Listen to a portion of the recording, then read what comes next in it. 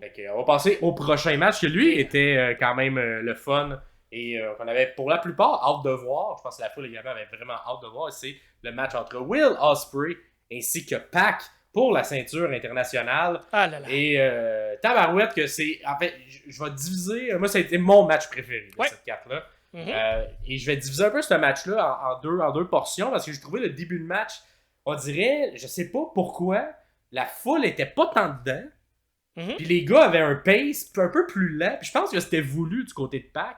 Parce que dès le départ, dès le début du match, on a la foule qui essaie d'embarquer puis de faire un gros chant puis qui réagit vraiment fortement à cet affrontement-là. Et Pac, en heel, veut pas il veut pas que les gens l'aiment. Fait qu'il décide de sortir du ring, prend le heat, brise un peu cette énergie-là de début de match que beaucoup de lutteurs auraient comme un peu plus surfé dessus parce que c'est quand même le fun à vivre. Mais on dirait, Pac s'était mis dans la tête, moi je vais être hué dans ce match-là. Puis je veux que Will soit aimé et non pas juste les deux soient aimés. Un move de vétéran incroyable. Il va aller descendre l'énergie pour être capable d'aller chercher ce qu'il y a au début à la fin ou aller être capable d'avoir une progression dans l'énergie pour être capable, pour s'assurer d'avoir l'énergie qu'ils veulent à la fin. Là, ça, c'est du crowd control qui est complètement une move de vétéran. Là.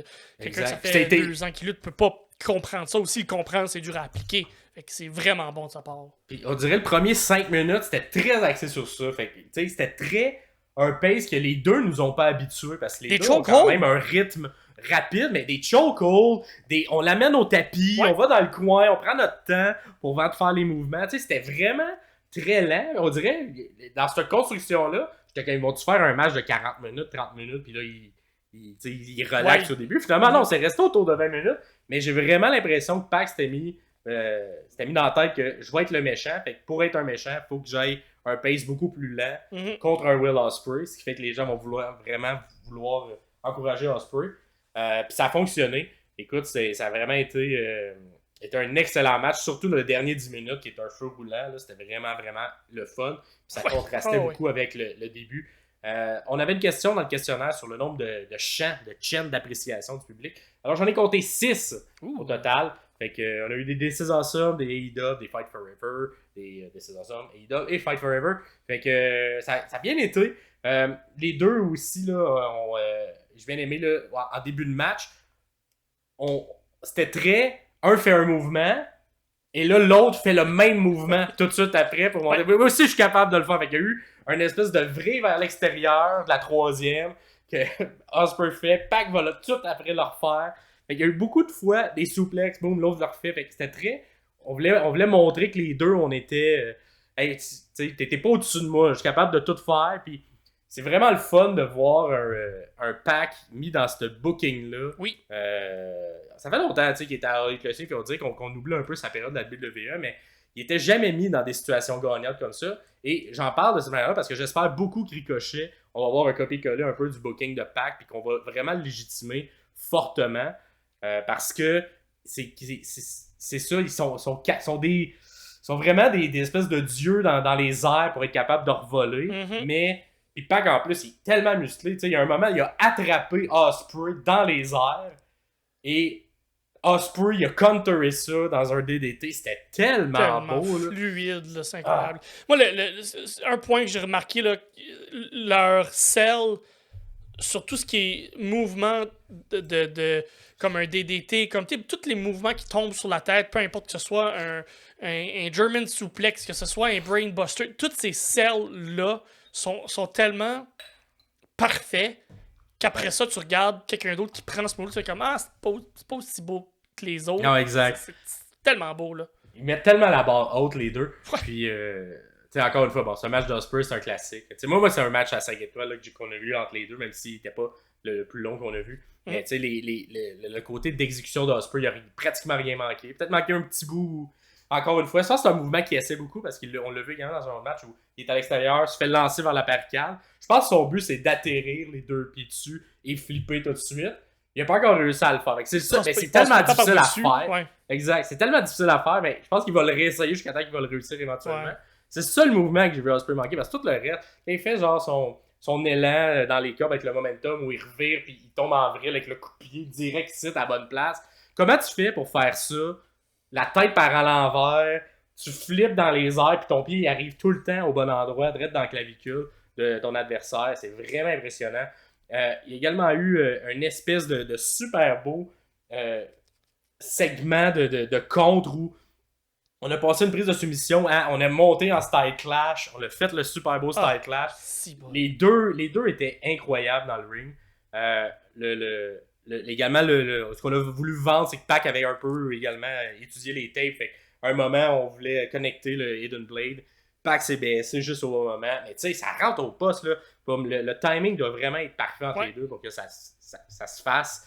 Et finalement, ben, c'est un Hidden Blade, mais quel sell de Pac sur ce Hidden Blade-là. Il a flippé en vrille en recevant le coup de coude. C'était tellement impressionnant. Mm-hmm.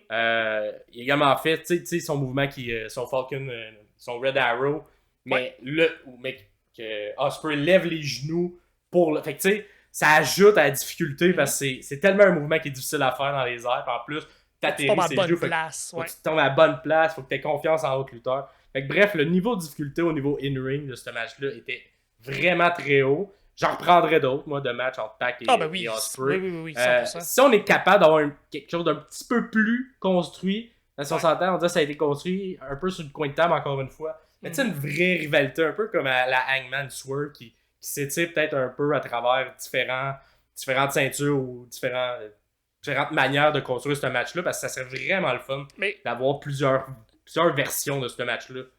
Malheureusement, on le verra pas parce que c'est Ricochet qui tombe, qui s'en vient. Là, on l'a vu pendant le match, regarder sur un moniteur. Ça. Et il y a eu un petit segment aussi plus tard, quand on va être là, on pourra en parler parce que j'ai un petit... je sais pas trop quoi penser de tout ça, je vous en parlerai quand on va être rendu à ce segment-là. Moi, ce que j'ai moins aimé dans le match, c'est un détail là, de booking dans le match, c'est que Ospreay fait un Oscutter à un moment donné, il n'est pas capable de se rendre vers le pin parce que le Oscutter, ça fait mal à la nuque et lui aussi est blessé. Dans le coup, tout le monde a mal au cou dans cette compagnie-là.